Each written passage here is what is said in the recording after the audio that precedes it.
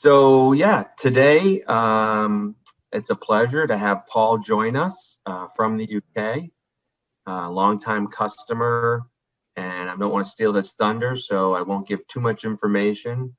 But Paul and I are going to walk through a bit of who the AA is, where is AA in their journey to the cloud, and where are they going next, what the use cases are today, how they use our technology, and why they selected the technology. So, okay, I see Paul on there. Hey, Paul, thanks for joining. Oh, yeah.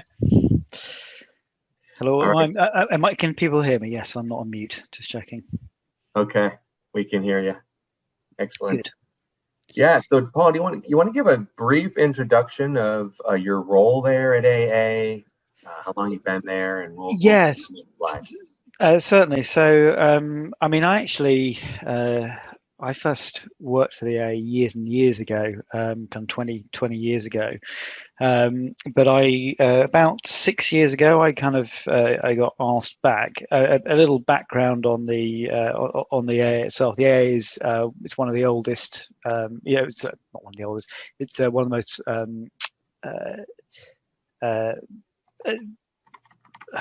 trusted brands within the UK.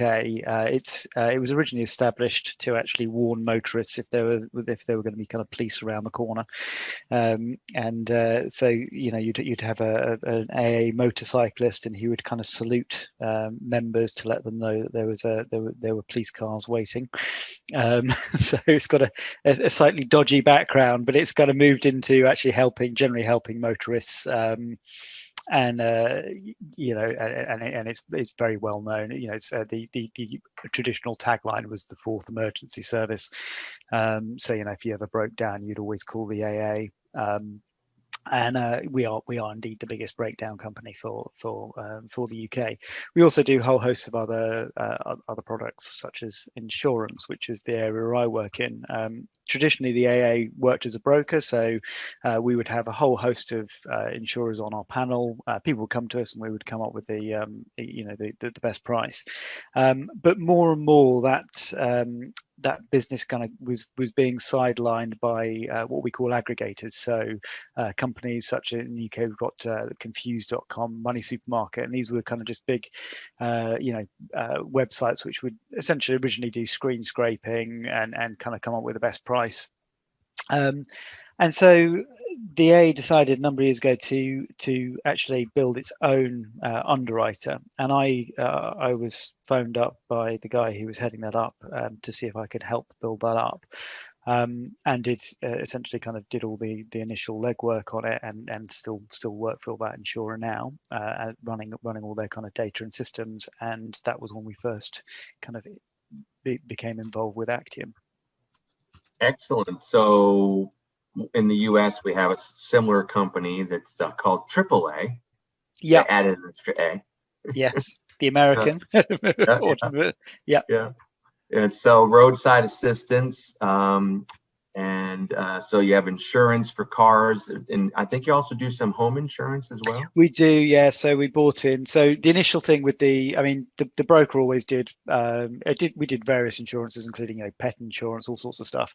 There's kind of finances, all sorts of different things. But the underwriter itself, we started off with motor, and then a couple of years later, we then moved on to doing home insurance as well. Okay, great. Rock, can you go to the next slide? So tell me a little bit about where you are today, some of the technology you're using on premise, and sort of what are you getting from top down on where AA needs to go in the future. Yeah, I mean, I think it's possibly worth actually kind of going a little bit back to the beginning of this. So the AA has got many different kind of systems and a lot of kind of in-house built things that were there. And when we first set up the insurer, the plan was to try and make something which could integrate with those things, but also wasn't kind of weighed down by things that had been hard coded and all sorts of stuff. So we wanted a kind of flexible system. We actually, right from the bat, we wanted something which would be cloud-based. Unfortunately, the A at that time hadn't really caught up with where everything was going. So it was, they were very much no, we want everything in house. So one of our initial kind of objectives was to find something that we could start on, which would be based on physical servers here, but could easily be transitioned to the cloud. Yours indeed was kind of one of the solutions that we ended up looking at for that reason. You had kind of Vector and Hadoop at the time, and kind of Vector, and the two things were kind of reasonably compatible with each other. So we started off with Vector, with the option always to kind of move to the cloud, and indeed the intention to do that. Okay, so that was several years ago, and I think you also have Ingres as a database. Was that one of the reasons for looking at Vector? No, it wasn't at all, actually, and I wasn't aware until much later that Ingres was even being used in the AA. The AA, unfortunately, I know this is a curse word to all you guys, but very much ingrained with Oracle and Exadata. And again, when we were starting off, I mean, we're now, we're quite a big part of the kind of UK insurance market in terms of our actual kind of underwriting. But when we started off, we were obviously very small. We'd never made any inroads into this, and just the costs of kind of doing Exadata was just it was prohibitive, and also it wasn't actually fast enough for for what we were trying to do. Oh, so that was one of the things you looked at when looking at Vector. You considered the Exadata itself. Yes, we did. Yes, yeah, and in fact, like you find with all kind of organizations, I think there are established standard ways of doing things, and so it isn't until someone actually challenges that way of doing things that you kind of can move away from there. But yeah, I'm not a big fan of Oracle at all. For kind of both price, and I just don't think it performs well. And we had quite an interesting experience early on, where we had some data that had kind of been held in Oracle, and we had the kind of the new vector technology up, and I kind of just demonstrated kind of running a really simple query and the speed difference between them, and I think it kind of shocked a lot of people who were like, no, this is the way we have to do things. It's like, it's absolutely not. And I think more and more the kind of AA is looking at kind of moving away from some of those more traditional approaches as a result. So what's the use case you're using Vector for today, or have been using it for? So we use it for all sorts of things. I mean, the main thing that we do is whenever if someone kind of comes onto the web, asks for a quote, we have to do a whole host of kind of internal enrichment. So as I say, the AA spans not just insurance. It's got the breakdown. There's kind of financial services. There's all sorts of kind of other products that customers have. So when someone comes in for a quote, they fill in their information, but we enrich that information with other data that's there, and in order to kind of determine what we really feel the risk of of an individual is, and that enables us to kind of potentially price in slightly riskier sectors where we have more information about certain people, so we can take a subset of that riskier area and price against the market for it. So we need to kind of get back. We need to get back quotes. We're getting, you're talking about like kind of 40. You can get like 40 quotes a second come through, and we need to kind of get each of those back, in a sub-second. So your technology is kind of one of the key elements of us being able to do that. So we normally we can enrich all our data within 400 milliseconds on average. And what do you use to pull the data all in? I mean, it sounds like it's multiple sources that you're bringing data in from, right? Yeah, that's right. In terms of getting it into Vector in the first place. Yeah. So data flow. We use data flow all the time for kind of doing stuff. A huge advantage with that as well is because we use it within the kind of 9 platform just to do a kind of point and click and build everything up, and then export it into its kind of I can't remember what you call it. I'm going to call it Rush script or something, but I think it's called something different. Data Rush. Yeah. So into your Data Rush scripts, and kind of run that on kind of Linux servers. But our team as the insurer, we're very small. We try and basically run all the technology as much as we can ourselves, so we're in control of it. And so, whereas I think traditionally you'd have a model where you'd have your IT guys, and then you'd have a kind of a pricing team or analytics team, we actually try and do everything ourselves. So and a huge advantage of I find with data flows that we can you can basically give it to an analyst, and they can be building we want to get this, we want to ingest this new data that we've just found, and they can go and set that up for themselves. You don't have to kind of run a new project or get people phone up someone in IT or whatever and kind of have to go through that. People can actually self-serve. That's good to hear. So the ease of use of that, putting in the hands of the data owners, enables you to be quick with more data, new data sources coming in. It does, and I think it's something we tried to establish early on, because one of my big frustrations in the past has been that the people who control the data is not necessarily the people who use the data, and therefore how people set up and work with those things is that there can be a huge disconnect between that, and data can become very unusable because it's just not being brought in the right way, or hard to change when actual business needs change. So you've got a working solution. Yeah, it's easy to use, the team's familiar with it. Why look at Avalanche? So essentially, we've been running 6 years now. As I said, we've become actually quite a decent proportion of the UK market, and we our boxes which have been running, the original boxes that you guys spec'd out for us that we used are kind of are creaking at the seams at the moment, and the AA, in terms of its kind of attitude to kind of running stuff in the cloud, has a more general thing, that they're now very pro this, and they're pushing. Your last speaker was talking about kind of changes in attitudes and kind of the way people work, and I think that's very much what's going on with us. There's a huge kind of push to get everything into Azure, and so it was a very obvious thing for us to actually look at Avalanche and look at the offering there, and obviously it kind of enables us to link in with kind of other systems that are up in the cloud. We've kind of started looking at. I noticed on the slide there, we've got kind of AI type systems which we're now trying to work with, which are based in the cloud. And so if everything's up there, and if we can kind of keep everything in the same data centers, then that just means that the data flow in between those things actually is a lot faster than constantly bringing it back down to local servers. Yeah, I believe you're looking at Data Robot for AI and ML, and that's in the cloud. So you basically want to put your data near your applications that are going to do some of that, right?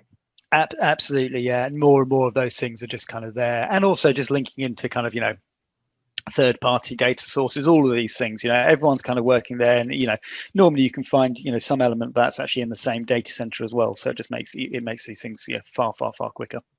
So from an architectural perspective, you're familiar with the technology because it's based on vectors. So the team probably you can use the same data loading tool.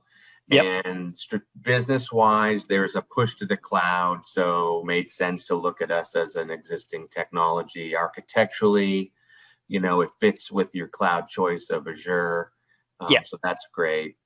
But talk to me about the experience, the actual experience with the product, what you saw there, and what do you look for when you're looking at vendors, today? Yeah, so I think I think it's a really interesting question. I'll start with the kind of the last part of that. So in terms of kind of vendors, one of the kind of big things for me is flexibility. So how ultimately there are. I can tell you what my use case is now, but my use case now will not be the same thing tomorrow or next week. And so, having something which is flexible is the first thing. The second thing is then. How willing are kind of people to engage with you, and I think it's a huge. I've been genuinely really impressed with you guys, and obviously I know some of the people kind of from your engineering side of things, different people, but everyone has kind of got a real kind of attitude of how do you how can we make something work, how can we get it, how can we fulfill what you need, and I think that's a very impressive culture. I've never kind of come across anyone, your company who's I've thought, well, they don't know what they're talking about, or they're not actually passionate about it. And I think that's huge. And so it's quite difficult to find other vendors who have that kind of same same kind of level of engagement. So it's definitely a reason that we've stuck with you.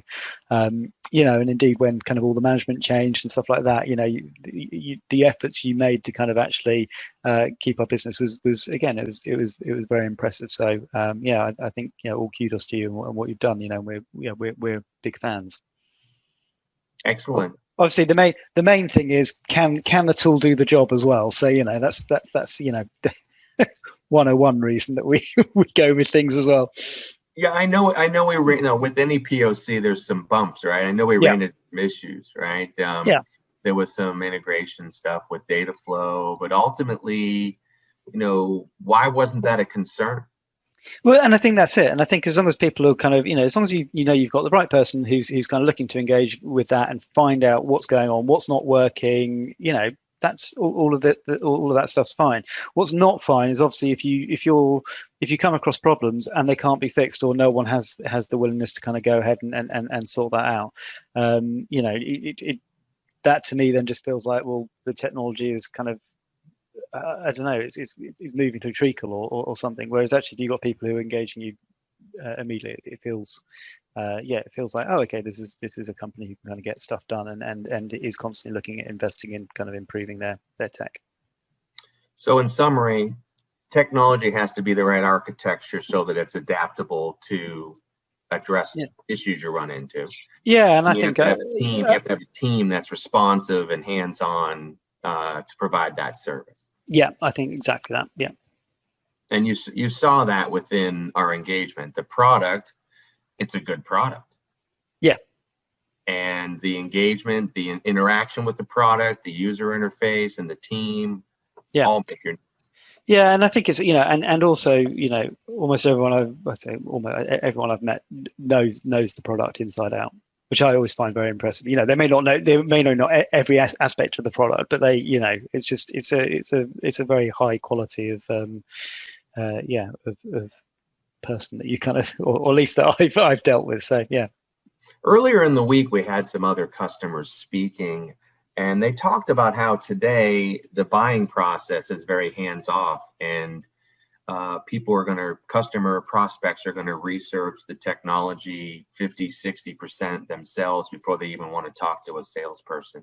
Would you agree with that, or would you say that you do want that technical engagement versus figure it out yourself? I mean, we will always research a product before we kind of engage in the first place. But I think there's always an interesting thing. You obviously you have your kind of salespeople, but it's always, for me at least, it's always much more interesting actually when you talk to the kind of technical people, and you kind of find out beyond the kind of like, oh, it can do everything, to what are the kind of limitations, what are the and also are there ways that you can kind of bend and break those limitations, and that's kind of what I think everyone who works in data likes to do, kind of push systems to their limit and see what we can get out of them. Excellent. Well, that was excellent. I've been told to wrap up in a few minutes here. I have one last question for you. Go. If there was something that Actian could do better, what would you say that is? Well, it's going to be the thing that I always talk about whenever anyone says, "Oh, or what kind of features would you like?" I would really like to have see more stuff in the kind of geospatial world. I think the more and more I'm seeing kind of analytics and stuff that's based around that, and I would like to be able to use your platform in those worlds. Okay, good. So what I'm hearing there is a bit of roadmap influence is what you'd like to have. Yeah, absolutely. All right, well, Emma's on the phone and heard it, so. Okay, well, thank you very much, Paul, for attending. I really appreciate it. This was great insight. And I even learned something. I didn't know that back in the day that you did an evaluation versus the Exadata product. Yeah. So that was knowledgeable. So I appreciate